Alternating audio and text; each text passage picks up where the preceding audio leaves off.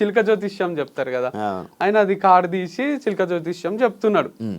చూసి నాకు పెళ్ళైన విషయం చెప్తున్నాడు, నాకు డివర్స్ అయిన విషయం చెప్తున్నాడు, మీకు మళ్ళీ 2సారి పెళ్ళి అవుతుంది అంటున్నాడు. చాలా ఒకసారి అని అందాం అనుకున్నా, వీడియో చూసి చెప్పాడేమో. అదే అనుకున్నా ఫ్యాన్. కానీ ఆయన అసలు చాలా ఏజ్డ్ పర్సన్ ఉన్నాడు, ఆయన ఏం గుర్తుపట్టినట్టు లేడు, వెరైటీ ఉన్నట్లేండి. ఆయన ఫ్యాన్ అయితే అర్థమైపోతుండే. ఆయన అదొకటే కాదు, ఇంకా వేరే వేరే కూడా నిజాలు చెప్తున్నాడు. ఇక ఈ హిందీ ఇంత పవర్ ఉంటుందా అంటే వేరే వాళ్ళ పక్కన వాళ్ళ నా ఫ్రెండ్స్ అంటున్నారు దాంట్లో ఏదో ఫార్ములా ఉంటదంట, రాశులు అవి ఇవి.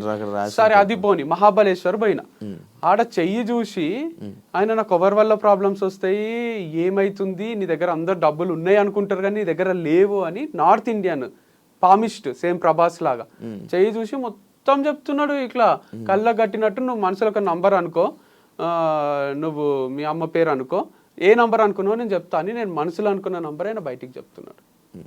ఇక అంతకన్నా విచిత్రం ఉంటుంది. మళ్ళీ నంబర్ ఏదో 1 to 10 కూడా కాదు, 1 to 30 మధ్యలో ఒక నంబర్ అనుకో నేను చెప్తా అంటున్నాడు మనసులో. లిప్ రీడింగ్ లేదు, ఏం లేదు. అట్లాంటివి ఒక 5-6 విషయాలు చెప్పిండు ఆయన.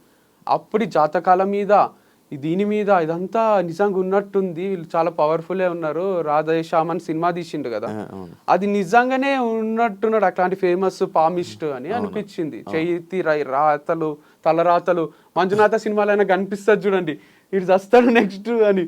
అట్లా ఉన్నారు ఆ పవర్ కనుక్కునేటోళ్ళు, ఫ్యూచర్ ప్రెడిక్ట్ చేసేటోళ్ళు ఉన్నారు అనమాట. పాస్ట్ చెప్తున్నారు, ఫ్యూచర్ చెప్తున్నారు వాళ్ళు. నీకు రాధేశ్యామ్ సినిమా నచ్చుతుందా?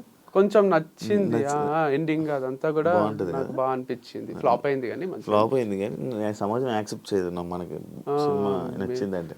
యాక్సెప్ట్ చేయదు, కాకపోతే అది కొంచెం క్రియేటివ్ అనిపించింది. జిల్లు డైరెక్టర్ కదా రాధాకృష్ణ.